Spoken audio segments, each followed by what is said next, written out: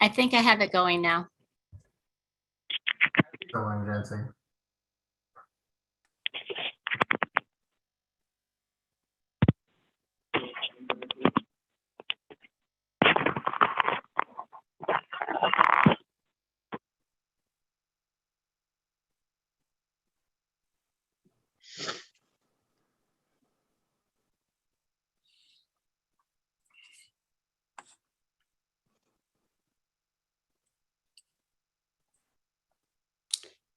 So we need another board member.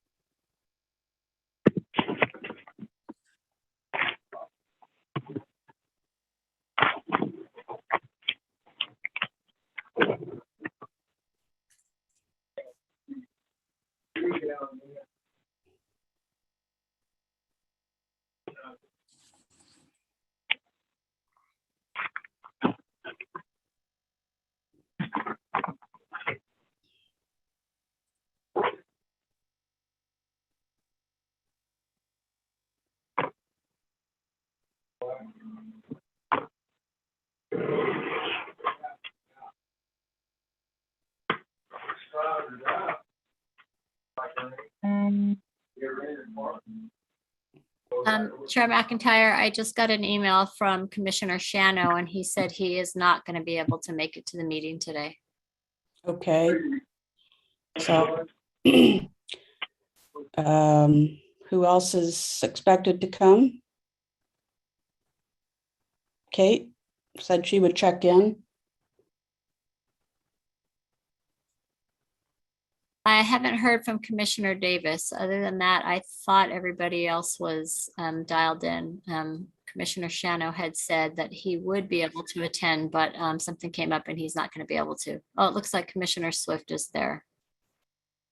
Okay, there we go. Okay, and we got 4, we can go. Can we go ahead? I'm ready. Everybody else ready? Daniel? Ready, Chair. Okay. All right, at this time, I would like to call the meeting of the Wasco County Planning Commission to order. Welcome, everyone. To ensure for public safety but increase participation, Wasco County has been hosting virtual meetings during the COVID-19 restrictions. With the governor's order to lift COVID-19 restrictions, Wasco County will be returning in the near future to in-person meetings with the option of virtual participation. Thank you for your patience as we respond to the changing restrictions on public meetings related to COVID-19. Staff has prepared a public participation guide on how to use Zoom that is posted on the Planning Commission's agenda and minutes and remote meetings webpage. This hearing is also available to live stream via YouTube and on the Wasco County website. At this time, could we have roll calls? Commissioner Ashley, Present. Commissioner McIntyre, Present. Commissioner Hargrave, Present. Commissioner Swift. Present. Note for the record, Commissioner Shano and Commissioner Willis are absent. For staff, Senior Planner Daniel Dotery, Present. and for the record, I am Interim Planning Director Kelly Housley Glover. Thank you. This meeting is being recorded and will be publicly available. All participants must mute themselves unless they are speaking. Lines providing feedback while not speaking will be muted to ensure that others can hear. Only you can unmute yourself using the mic icon. If you are participating by phone, unmute yourself by dialing *6. Participants behaving inappropriately will be promptly removed from the meeting. The chair will specifically invite participants for public comment at the appropriate times, so please be patient and wait to be called on. And please refrain from using the chat feature unless directed to do so by the chair. It will distract from the intended flow of the hearing procedure. At this time, we will have public comment on items not listed on the agenda. And please limit any item that you want to speak on to 3 minutes. So if there is anyone here that wishes to speak about something not on the agenda, you can unmute your mic and share any comments. Anyone? And Chair, for the record, Commissioner Willis has joined us. Yes, thank you. Thank you. Okay, at this time, we'll call for approval of the past minutes. Does anyone have any, commissioner have any revisions or corrections to the minutes of September 7th? If there are no additions or corrections, can I have a motion? I move that we accept the minutes as presented. Commissioner Ashley? Thank you. Do I have a second? Seconded. This is Commissioner Swift. Thank you. All in favor of the motion signify by saying aye. Aye. Aye. Aye. Opposed, same sign.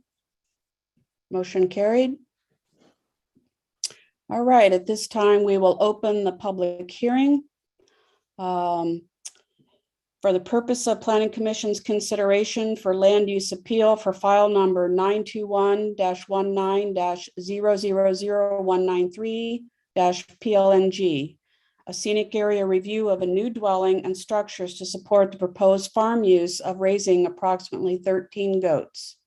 This request includes 1, new single-family dwelling, 1,889 square feet footprint, 50 feet long by 40 feet wide by 24 feet high. Second, accessory buildings with 1,500 square foot footprint, a total of 50 foot long, 40 feet wide, and 24 feet high. Third, agricultural structures, approximately 5,000 feet of 4-foot high wire mesh fence, 6-foot fence post, enclosing 3 areas on either side of the driveway for livestock pens. Approximately 900 feet of movable electric fence to protect a wetland, and a 50-foot diameter movable round pen.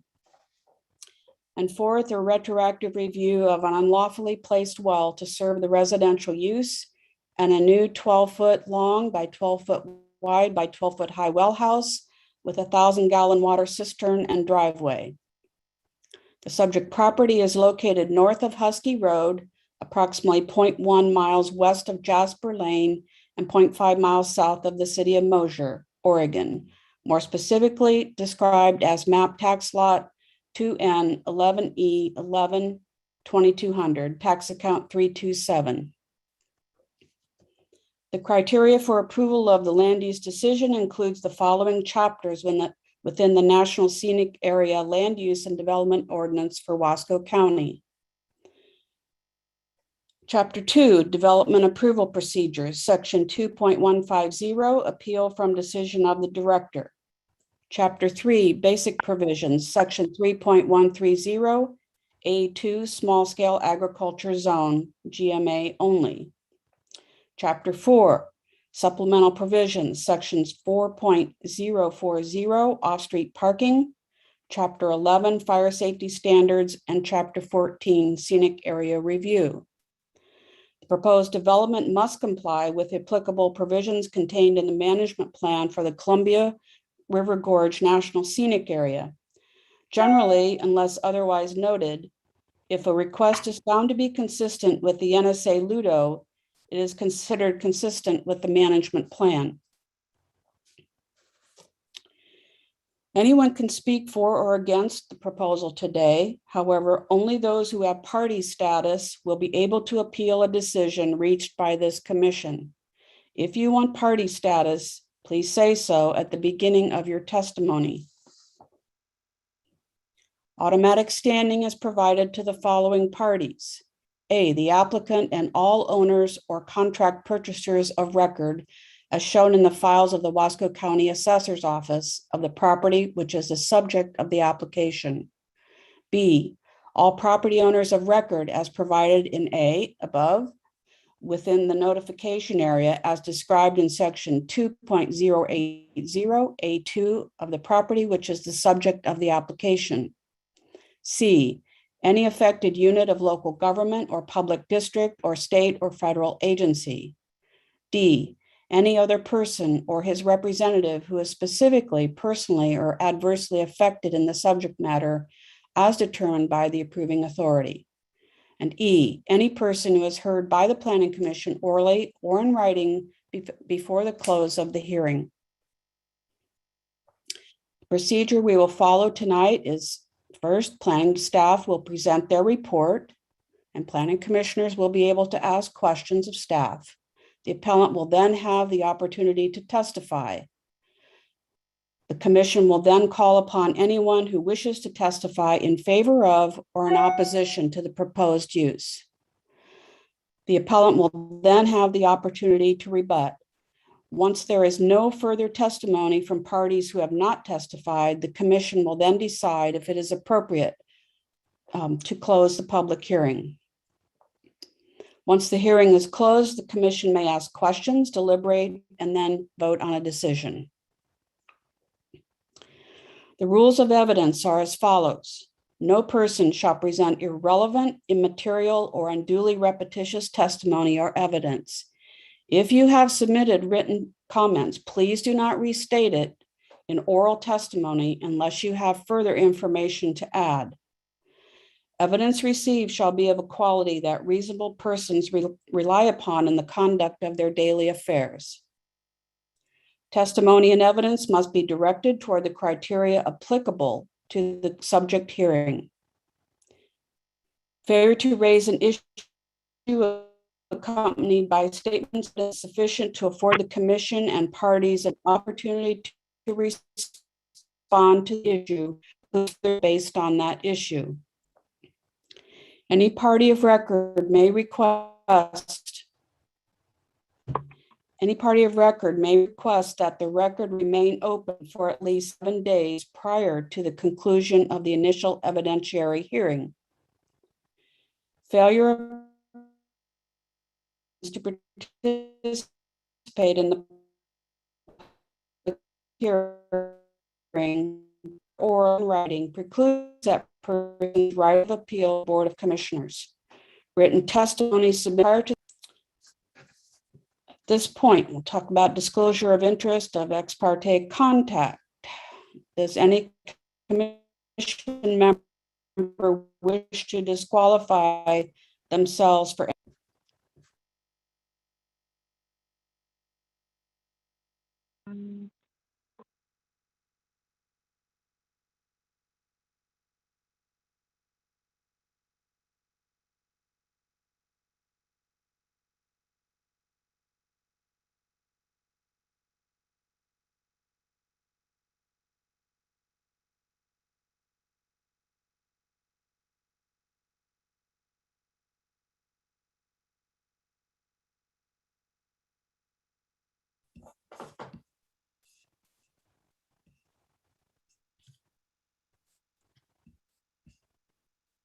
Can you hear me? Yes. Okay, thank you. Sorry, my internet went down. It's the wonders of Zoom. Does any commission member wish to report any significant ex parte or pre-hearing contacts?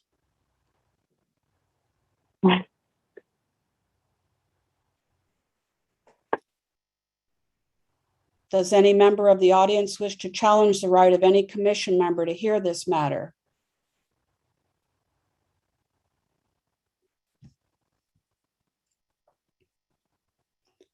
Is there any member of the audience who wishes to question the jurisdiction of the body to act on behalf of Wasco County in this matter?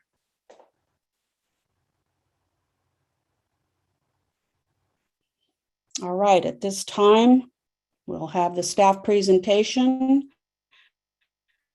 Everyone make sure that you are muted and hold your questions until the end of staff presentation. And Daniel, will you please read? Thank you, Chair McIntyre. I might be having internet connection issues, so just let me know if I do. I'm going to go ahead and share my screen here.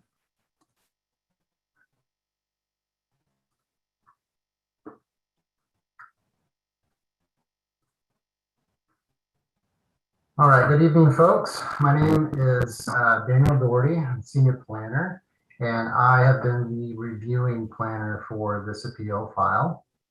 The original planner was Brett Bybee. He's the one who actually issued the original notice of decision. We'll go ahead and begin. So the request involves a scenic area review for the approval of a dwelling, an accessory building, agricultural structures, which includes permanent wire fencing and approximately 900 feet of movable fencing for livestock. It also involves a pump house, a well, a water cistern, and a driveway. In accordance with the underlying zone, the proposal was reviewed as a scenic area review subject to additional or reference standards. Per the National Scenic Area Land Use and Development Ordinance for Wasco County, Chapter 2 Development Procedures. This request was approved through administrative action with conditions of approval on June 24th, 2021, with an appeal date ending on July 9th, 2021. A request for an appeal hearing before the Wasco County Planning Commission was properly received and processed on July 9th, 2021. Section 2.150F provides that an appeal of an administrative decision to the Planning Commission shall be de novo. The appellant provided several grounds for appeal that will be specifically addressed later in the presentation. So first, I just wanted to talk about the subject parcel located at 2 North, 11 East, Section 11, Tax Lot 2200. It is outlined in red on this map. So the subject parcel and adjacent north, east, and west units of land are within the A2 small scale agricultural zone, GMA only. Adjacent units of land located to the south are within the F3 small woodland forest zone. So there were 4 different site maps that were submitted as the application continued to be updated. This is the first site plan that was submitted, or one of the more detailed site plans. So this site plan is the most detailed and illustrates the proposal's essential layout with the dwelling, accessory building, well, utilities, proposed grading, existing trees, and other property development standards necessary for staff review. The second site plan, it's a little less busy, but it does illustrate the proposed pump house location, as well as fire safety fuel break areas and other required property development standards. The third site plan provides the proposal's permanent fencing layout, as well as the wetland buffer and other necessary standards. And the final site map provides the proposal's existing trees and vegetation. Okay, so we're going to go ahead and dive into each appeal ground, starting with appeal ground number 1.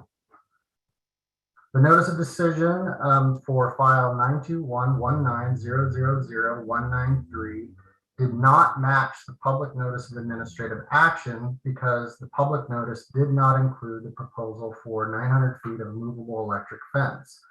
The appellate lists, quote, other specific differences in the request for agricultural structures, end quote. So with regards to the staff analysis of this specific appeal ground, staff found that the criteria in the National Scenic Area Land Use and Development Ordinance, or NSA LUDO, related to fencing is specifically for permanent or semi-permanent fencing. So fencing definitions reference built fences like stone or wood or metal, and don't necessarily include movable pens or things like kennels. So specifically, section 1.200 provides for a protective fence, quote, a fence at least 6 feet tall designed to restrict passage through the fence. Protective fence includes stockade, woven wood, chain link, and others, but not split rail or primarily barbed wire, end quote. A site obscuring fence is defined as, quote, a fence consisting of wood, metal, or masonry, or an evergreen hedge or other evergreen planting arranged in such a way as to obstruct vision, end quote. So there are no standards for movable objects like movable fencing, farm equipment, water troughs, feeders, recreational vehicles, and so forth. What was found is that the definition of agricultural structure lists permanent buildings or storage containers for the storage of farm equipment and supplies, but doesn't otherwise list the containment of livestock.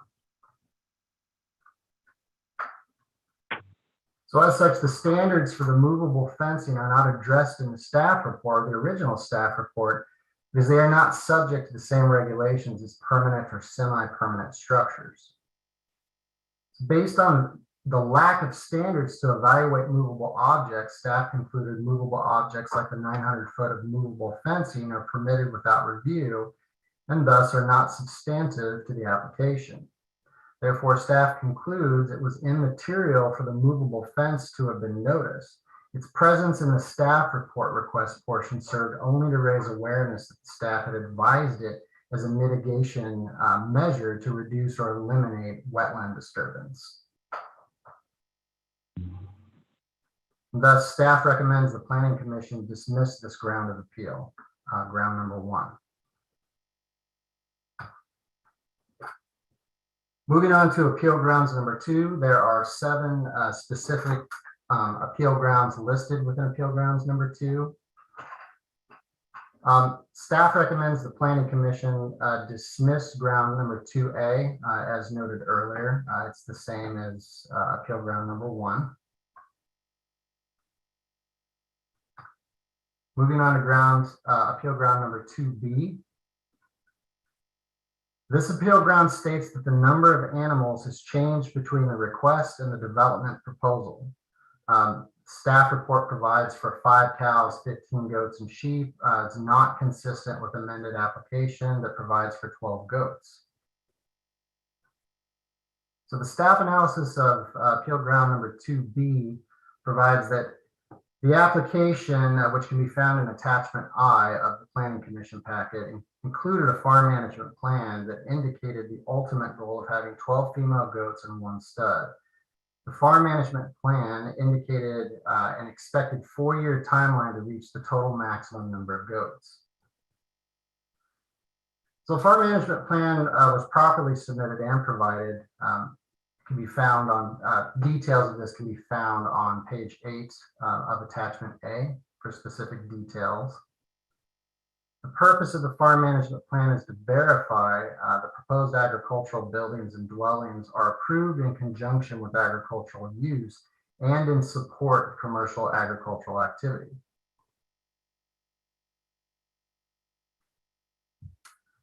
An earlier iteration of the farm management plan included 15 goats, 5 cows, and 15 chickens. And so that farm management plan was revised throughout the application and review process to reflect the current farm management plan for 13 goats. This change reflects the reason for the scrivener's error between the request and the development proposal section of the staff report. However, the bottom line up front is that the number of animals is only important to the review in so much as it demonstrates the farm use. The difference between 15 goats and 13 goats is insignificant to the ultimate review and approval of the agricultural dwelling, agricultural buildings. The staff recommendation for appeal ground 2B, staff recommends the planning commission dismiss this ground for appeal. Moving on to ground 2C. This appeal ground relates to page 3 of the staff report surrounding land use. The appellant provides, quote, staff report states that the land to the west is used for orchard. This is incorrect. The immediate property to the west is Oak Woodland. It is the property beyond this to the west that is the orchard, end quote. So the staff report provided the following description of the west adjacent properties. Quote, property to the southwest, located north of Husky Road, is heavily vegetated with Oregon white oak. Property located to the west contains cherry orchard, end quote. And that can be found in the original staff report on page 3. So for the purposes of neighborhood compatibility and other analysis, it's really common for land use planners to consider properties that don't necessarily share a common boundary.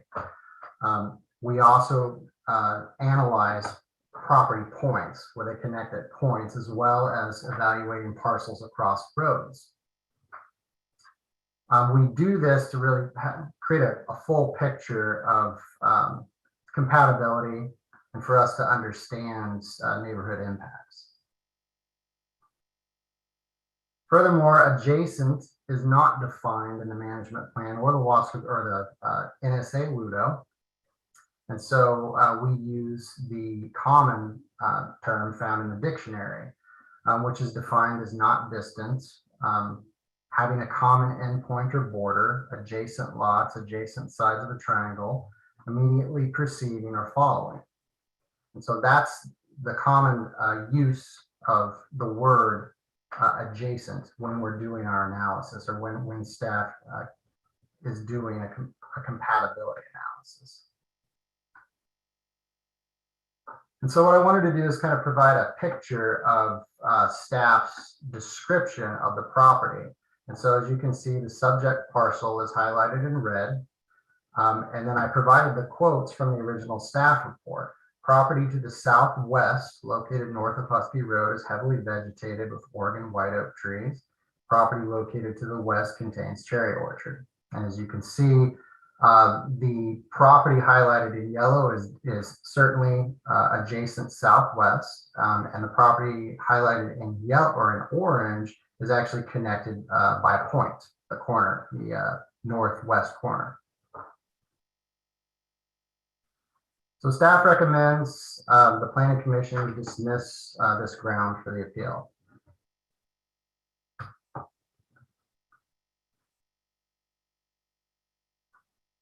So moving on to appeal grounds 2D. The appeal ground relates to the proposed electric fence. The appellant cites that the staff report finding on page 4 provides that the length of the fence is listed as 1,000 feet. Staff analysis provided that although the explicit language within the staff report provides for about, quote, end quote, 1,000 feet of mobile electric fence, it is clear that the listed amount of fencing within the staff report on page 4 is a scrivener's error, and as recommended above in grounds 2A and 2B, it isn't really critical to the underlying analysis and approval. Staff recommends dismissal of grounds 2D.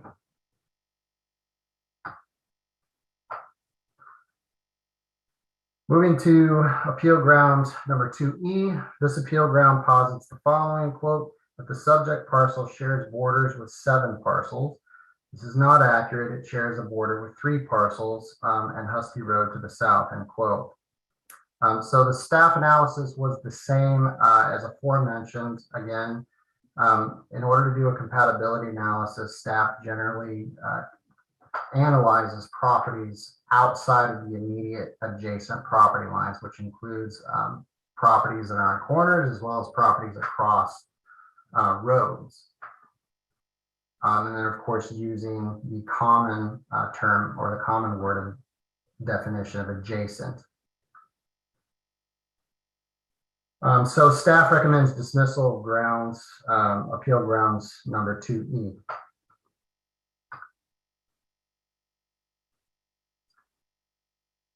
Moving to appeal grounds number 2F.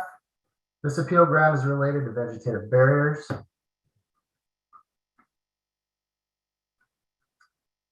Specifically, the appellant provides that the staff report, quote, goes on to say that there is a vegetative barrier between the Lopez parcel and my parcel to the north. This is incorrect. There are 5 trees over the greater than 900-foot property line. This does not meet the Wasco County definition of a vegetative barrier, end quote. So staff analyzed the NSA WUDO, section 3.130, small scale agriculture zone. Specifically, the planting of a continuous vegetative screen may be used to satisfy in part the setback guidelines. Trees shall be 6 feet high when planted and reach an ultimate height of at least 15 feet. Vegetation screen shall be planted along the appropriate lot or parcel lines and be continuous. This criterion does not define the thickness of the vegetation, but rather the height, and requires the trees to be at least 15 feet high.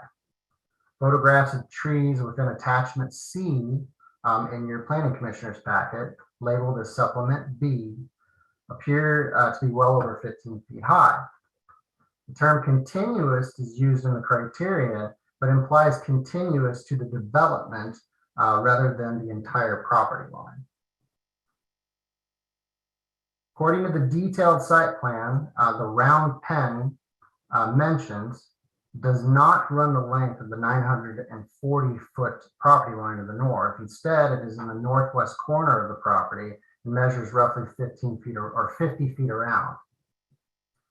Staff found that the round pen's placement in relation to the existing oak stand offered the continuous vegetative screen to satisfy a reduction in the setback if it was necessary.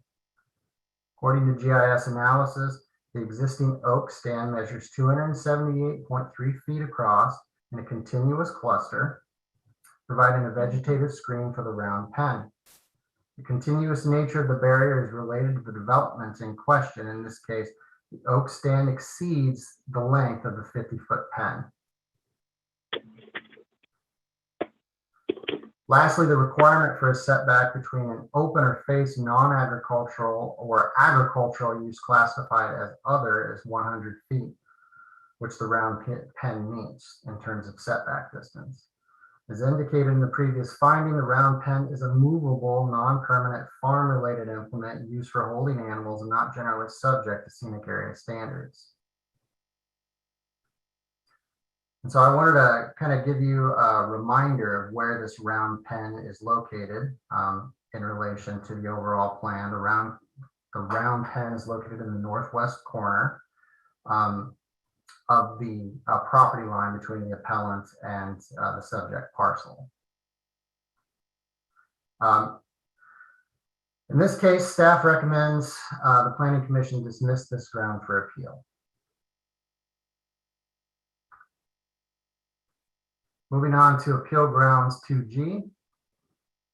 This appeal ground provides that page 13 of the staff report provided analysis that is not relevant to the current request.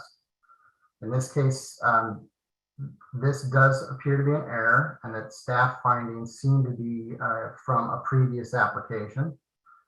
However, it was found that staff had done and performed the key viewing area reflectivity and topographic analysis based on the correct proposed structures, as clearly indicated in other portions of this finding and elsewhere in the report.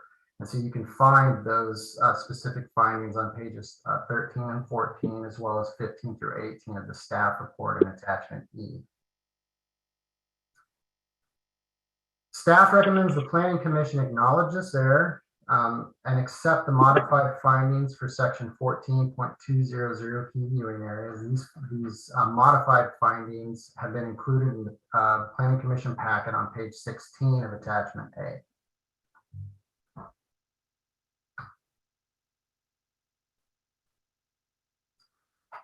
All right, moving on to appeal grounds number 3. The appellant opposes the 100-foot setback from his property to the north, suggesting all development should be set back 250 feet from his property on the basis that, quote, although my property is not currently being used for orchard activity, it is agricultural activity that is most consistent with the agricultural uses of two neighboring properties to the west, end quote. So in staff analysis, we found that the appellant did not supply additional information to indicate that any agricultural activity is occurring on his or his own parcel, or support the claim that, quote, it is most consistent with the agricultural uses of two neighboring properties to the west, end quote.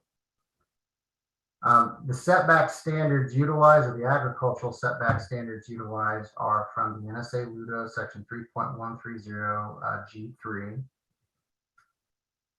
G3. These agricultural setbacks provide that in addition to the general setbacks, all new buildings to be located on a parcel adjacent to lands that are designated large scale or small scale agriculture and are currently used for or are suitable for agricultural use shall comply with the following setback standards. And so you can see that these standards, if found that the neighboring or adjacent property is being used or suitable for use as an orchard, and then if you have an open or fence barrier, the setback will be 250 feet.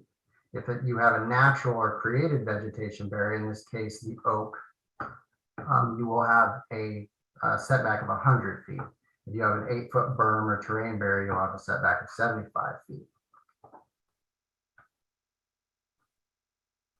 So when determining whether or not the agriculture or the neighboring property or the adjacent property's agricultural use is an orchard or is suitable for berries, we rely on clear and objective evidence. And so we use the clear and objective standard related to these setbacks. All structures proposed in the development are more than 500 feet from the property line to the north. The exception is the 50-foot round pen, which is proposed to be 100 feet from the property line, the northwest property line. The round pen is a movable structure, which for reasons outlined earlier is not generally subject to review. So these clear and objective standards require staff and analyze and the actual adjacent use or what is suitable. Because the appellant has not provided additional details or information about the actual or suitable farm use on this property, staff analysis has included a review of aerial photography found in attachment J, analysis of GIS layers like the United States Department of Agriculture, USDA crop data, and a site visit. And accordingly, due to the lack of clear and objective data provided by the appellants, staff recommends denial of this ground for appeal.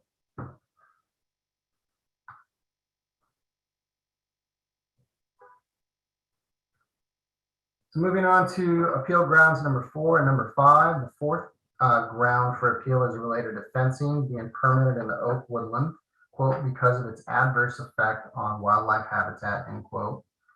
As well as the fifth ground for appeal, which charges that the proposed fencing does not meet deer and elk winter range requirements for fencing. So regarding section 14.600C wildlife habitat, the Wasco Planning Department relies on expert consultation, specifically from the Oregon Department of Fish and Wildlife, to determine when proposed development represents potential or adverse effects on wildlife and their habitat. Expert commentary provided on November 20th, 2020 from Jeremy Thompson, District Wildlife Biologist for the Oregon Department of Fish and Wildlife, provided, quote, it does not appear that the applicant is proposing to impact the oak habitat in this application. And with the proximity to town, I do not see additional wildlife impacts. ODF has no concerns, end quote. Specific commentary concerning the proposed fencing was submitted by ODF&W on September 4th, 2021 from Mr. Thompson. He provided, quote, ODF&W still does not have a concern regarding this proposal. We support the fencing of sensitive areas such as a wetland area. While strand wire fencing is more hospitable to deer movement, in this scenario, woven wire will not have an impact on the deer or elk, as there are no known migratory corridors within the area, and the proposed development is already impacted by human presence, especially considering that that the development is within 1,500 meters to the west. There's a large block of commercial orchards, and 1,500 meters to the north lies the city of Mosier, end quote. ODF&W had the opportunity to review the proposed fencing and express no concerns. So as allowed by the requirements, the applicant was able to demonstrate the need for the type of fencing, which is an alternative design to the standard fence designs. And the applicant was allowed an exception conditioned on ODF&W not finding conflicts or having any concerns. Furthermore, impacts to oak habitat were addressed through limiting the removal of trees on the property. So considering that analysis, staff recommends denial of appeal grounds number 4 and number 5.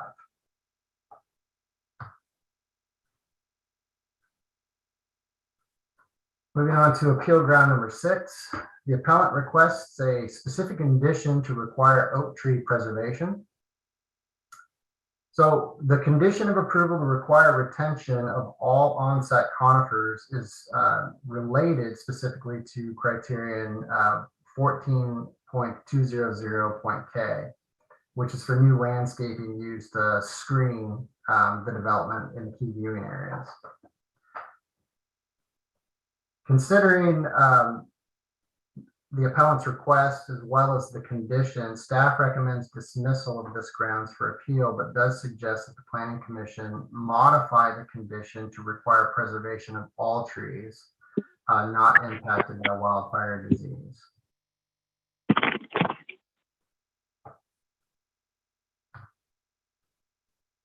So those were the 6 grounds for appeal that were provided in the appellant's packet.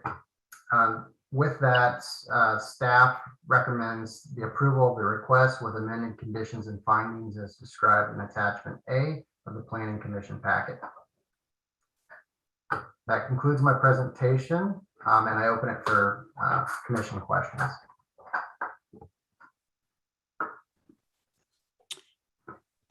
Do any commission members have questions for Daniel?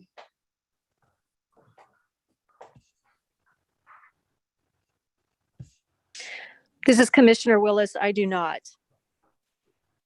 Thank you.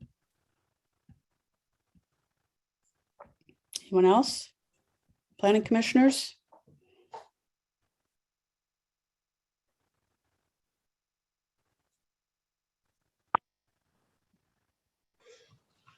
I don't, Lynn. Okay, thank you, Russ.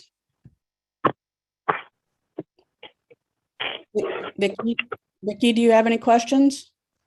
No, Thank you. at this time. Marcus, do you have any questions? Not at this time. Thank you. Thank you. Okay. Does the appellant and/or your representative wish to present anything? And please state your name for the record. Yeah, hi, my name is Joe Chernecki. Thanks for an opportunity to communicate.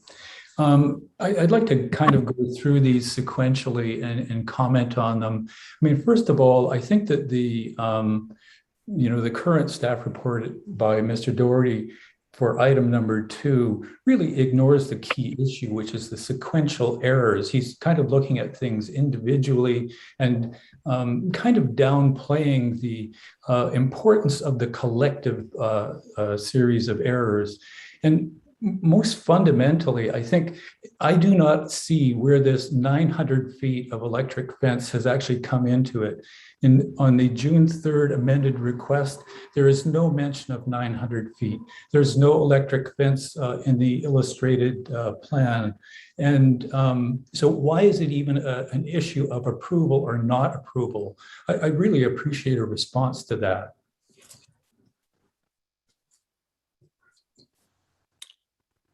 Daniel, do you wish to Even- comment on that? Even in the initial application under fencing, it is blank. Sure, staff found that ultimately, I believe the 900 feet of movable fencing isn't a review criteria. So it was essentially placed in the staff report as just for thoroughness. But it wasn't even requested. But again, it has no review standard.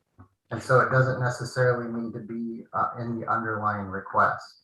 For example, I think there's a review standard for a dwelling.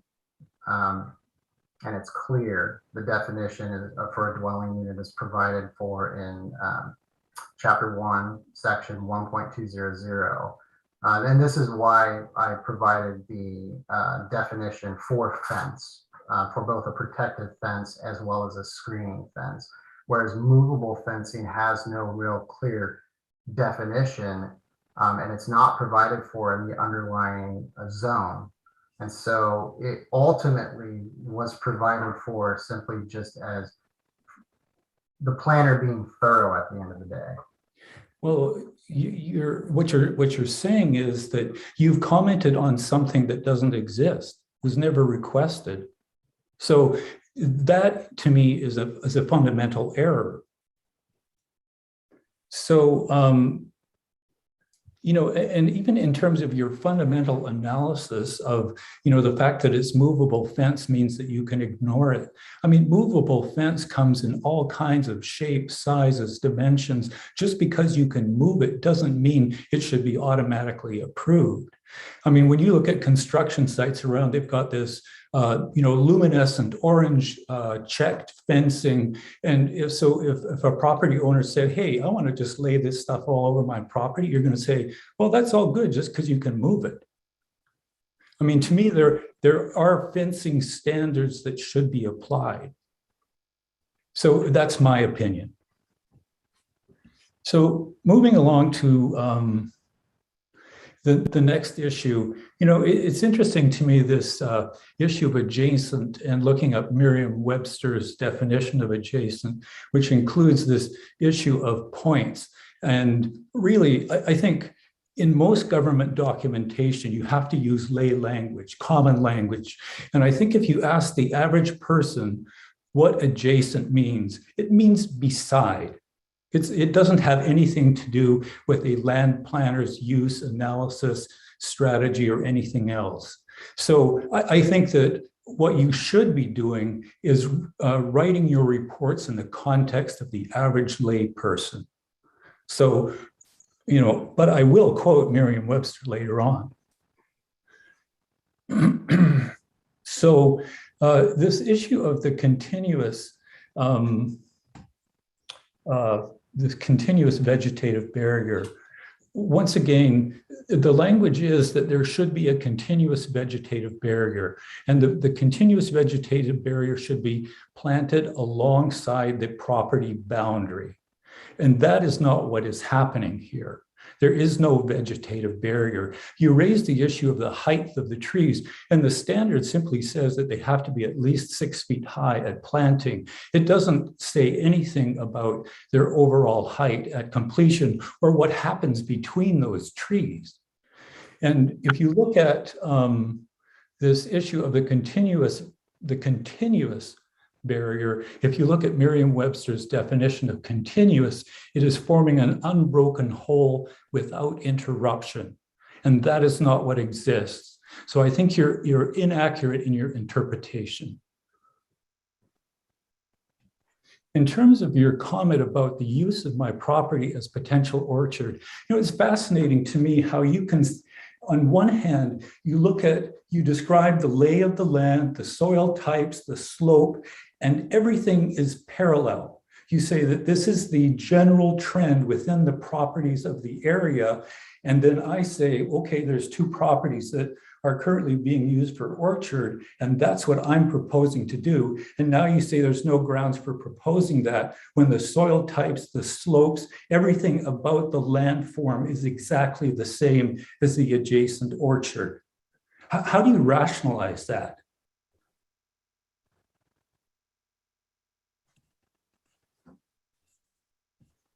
Is that a question for the staff? Point of order, Chair. Comment opportunities are not for arguing and debating with the staff. So Yes. Okay. staff can only respond when directed by the Planning Commission. Okay, I apologize. I didn't realize that was a rule. In terms of the, deer and elk winter range and the fencing requirements, I understand that you had somebody from ODFW kind of look at this, and I certainly don't have the expertise of somebody with that kind of background. So I'm not going to say a great deal about it, except for when you analyze a proposed farm use, how do you balance opposing uses? Because the fundamental reality is that this is deer and elk winter range. It is sensitive wildlife habitat. So if I, for example, said I wanted to raise 12 chickens and I'm going to fence off 20 acres to raise 12 chickens, is there a way to review that farm management plan to say, yes, that is appropriate fencing for 12 chickens? Or is there a way to kind of try to balance the wildlife needs and the agricultural needs? And that's why I submitted that document from the University of California to basically say there is some evidence to support the fact that you can raise the number of proposed goats on a smaller area, which may allow preservation of the oak wildlife habitat. So that's all I'm going to say about that. And it's fascinating to me too, in terms of the language for item number 6, where I had suggested there ought to be language in the conditions that suggest that there ought to be preservation of the oak woodland, and yet that you deny that, as you say that appeal element should be denied, but we think that it's a good idea to actually include it. So fascinating use of language again. So with that, those are my comments. Thank you for the opportunity to speak. Thank you. Does the Planning Commission have any questions for the appellant?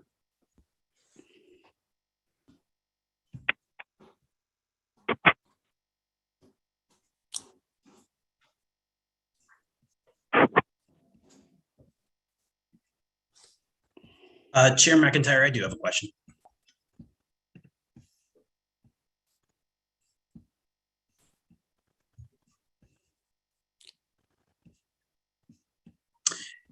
Kelly, can you hear me? Yes, I can hear you, Chair. Oh, sorry, my screen was frozen. Okay. I'm sorry, I missed it. Any? Commissioner Swift has a question. Okay, go ahead. Yes, I'm just curious, for the appellant, is this your primary residence? Is this where you live primarily, or is this I'm just kind of curious what the use of your property is here across the road there. Not at the moment. I'm just transitioning to retirement, and this is going to be my home and potential future agricultural use. Thank you. Thank you. Any other questions from commissioners of the appellant?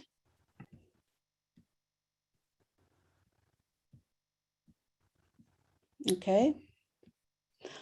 Are there any individuals with party status or members of the audience who wish to speak in favor of the appeal? Please state your name for the record.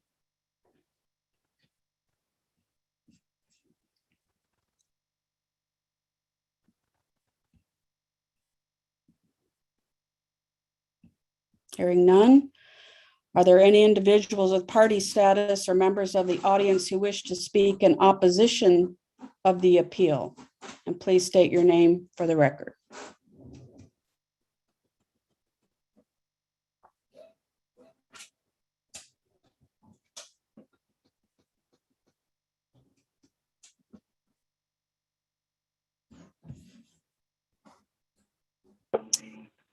I'm hearing no opposition to the appeal. Okay.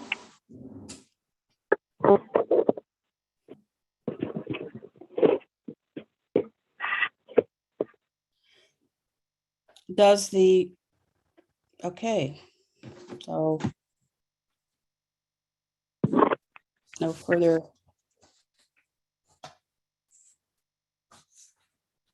opposition or in favor, we'll move on. Is there any further testimony, or does the commission have any questions for the applicant, parties involved, or staff before the record is closed?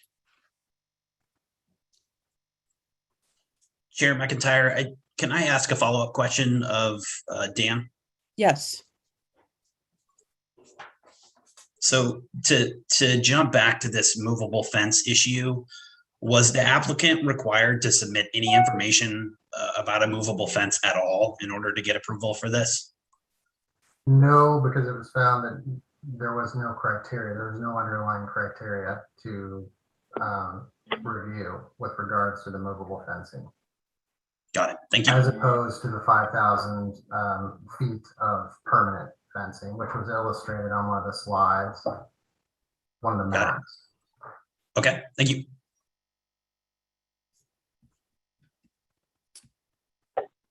Any other questions, commissioners?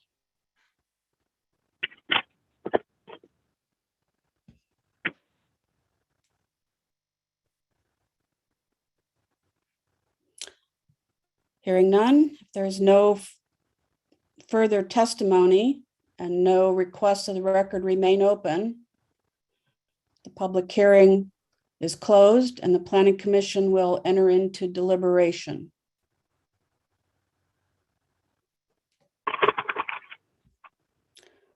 So at this point, planning commission only can ask questions of staff, clarifying questions to staff or the appellant.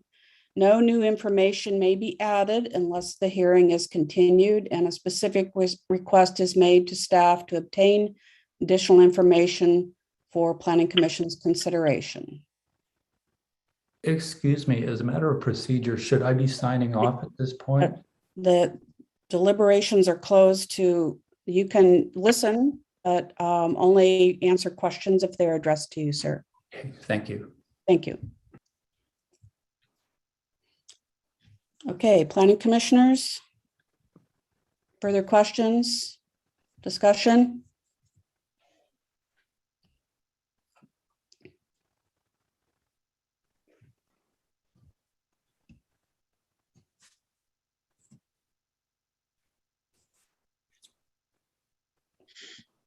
All right, I hear no further requests for information, so at this time, may I have a motion?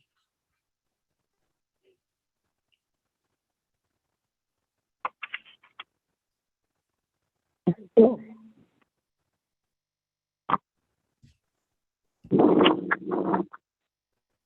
know, Lynn, Yes? I'm sorry. It took me a while. It took a while to percolate, but I do actually have a question. So maybe you want to continue the motion, but if Go we don't ahead. get one. So it's probably for Dan, I'm not sure, but I didn't quite understand the issue around offset being 250 feet or not. Yeah, Daniel, Yes, so, okay. So on top of the property development standards setbacks, the National Scenic Area, at least with regards to this specific zone, has additional agricultural setbacks. And I'd have to open up my handy dandy. So I actually want to illustrate it to you. Give me 1 second. Let me share the standards for you because it might be a little bit easier for you to. 1 second. So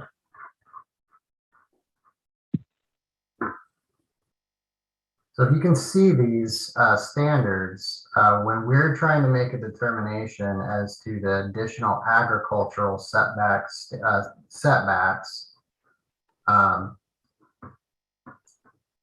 we have to make a determination as to what the adjacent use either is or what it is suitable for. And when making that determination, we use clear and objective evidence, clear and objective data. Whether it is orchards, row crops, livestock grazing, pastures, grains, or others. In this case, it was determined to be other. Then we have to determine, well, is there an open or fenced area in between the two adjacent properties, or is there a natural or created vegetation barrier? Or is there, in this case, an 8-foot berm or terrain barrier? Does that make sense, Commissioner? Yeah. Now, in this case, the only structure in the Northwest region was this round pen. And this round pen doesn't necessarily have it's not a reviewable structure because it's movable, similar to the fencing. It's movable. And it's within 100 feet of the Northwest property line. So it is within the setback standards as determined to be other, or actually, I'm sorry, natural or created vegetation barrier. The natural or created vegetation barrier are the oak trees. Does that make sense? So the setback for a structure would be 250 feet, correct? If the adjacent property was determined to be an orchard. I see. And it was an open border between the properties. I see. In this case, the adjacent use was determined to be other. Yeah. And there was a natural, we determined that the oaks create a natural or vegetation barrier. So in this case, the property setback or the agricultural setback was 50 feet. The round pen is set back 100 feet and is movable. Yeah. So other than the round pen and the movable fence, are there any structures within 250 feet? I couldn't figure that out. No. Right. Okay. So it's really just this electric fence. Well, And the round pen. The fencing that you see highlighted in blue is the permanent fencing. Yeah. There's only 900 feet of movable fencing requested, if you will. I think there's 5,000 feet of permanent type of fencing, which ODF&W determined to be determined that there would be no negative impacts to wildlife or wildlife habitat due to this permanent fencing. And of course, the round pen meets the natural created vegetation barrier in the adjacent use of other. Okay, thank you. Any other questions from planning commissioners?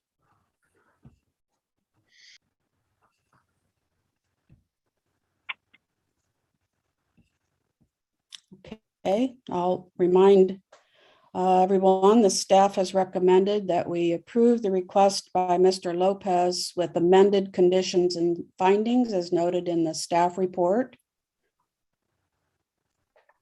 That's option B, motion B.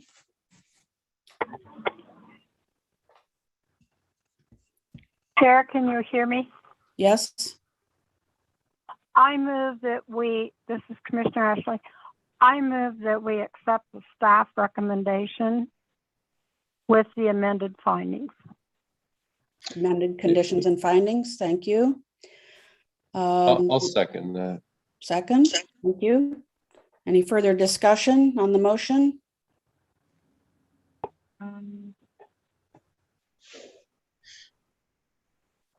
No.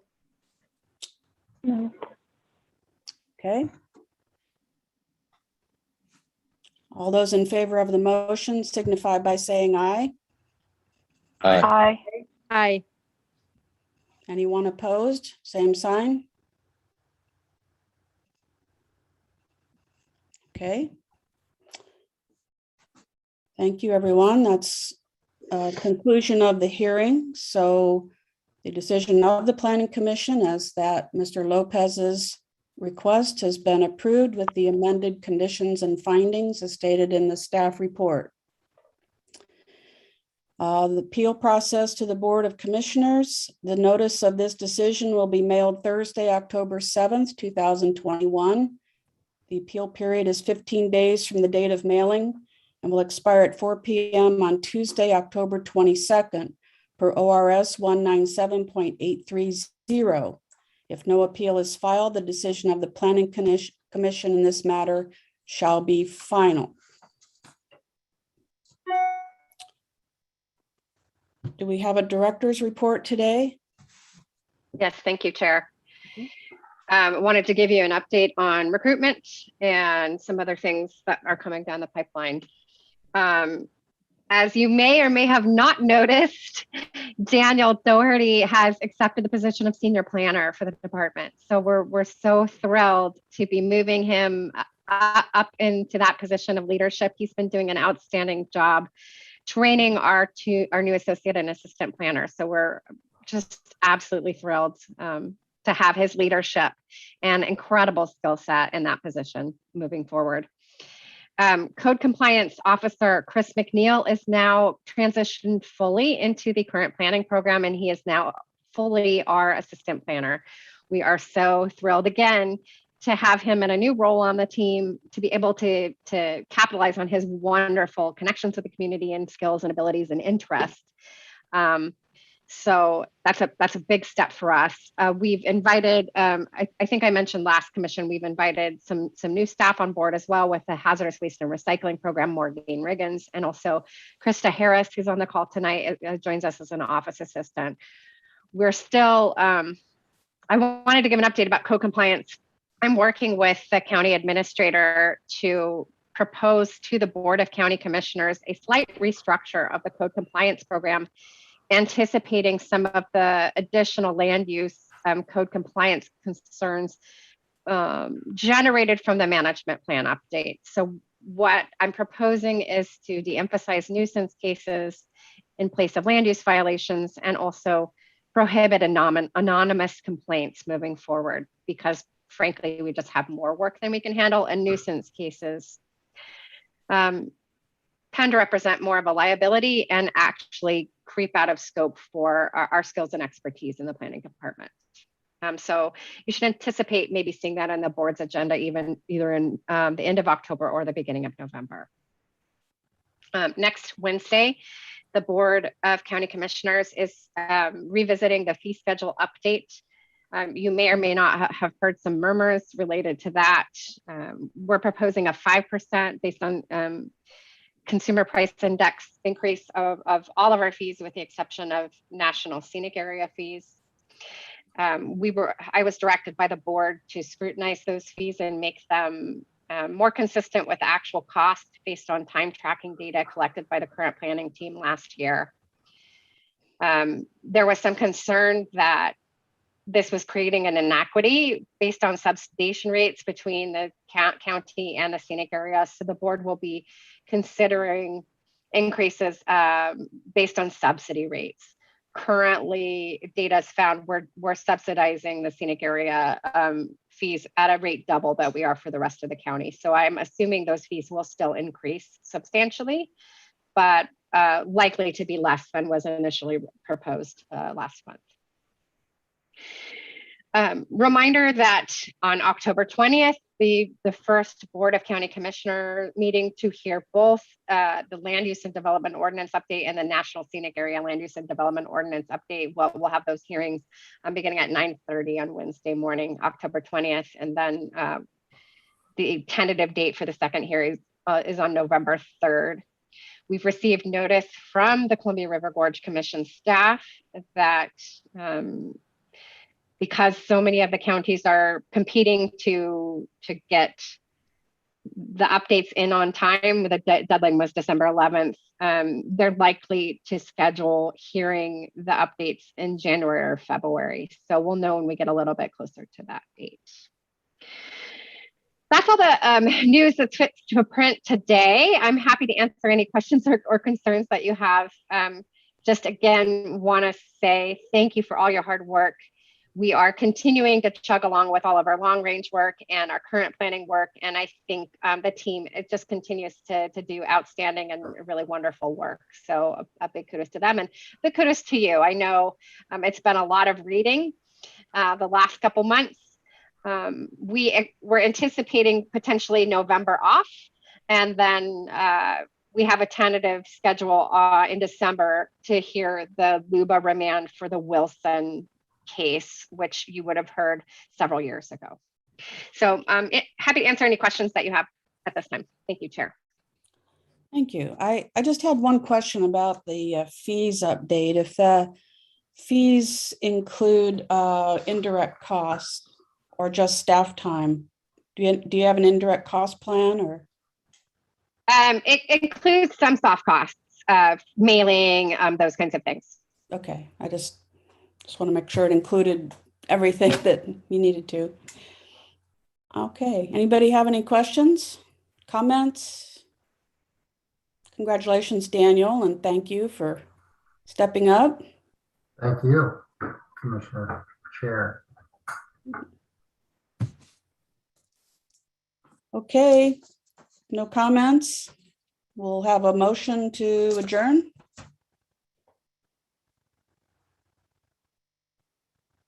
Yes, I move we adjourn. Thank you, Russ. Seconded. Okay, all in favor, say aye. Aye. Aye. Anybody opposed? Want to hang around? Okay. All right. Motion to adjourn is approved, carried. Wait, all in favor of the motion? I didn't get that. No, we did. You did. Okay. It's right. unanimous. All right. All Thank right, you, Lynn. everyone. Thank you, Chair McIntyre. Thank Thanks. you. See Thank you, everybody. Chair. Thank you, Dan. Thank you, Kelly. Thank you, everybody. Appreciate your time today. Thank you, Kelly.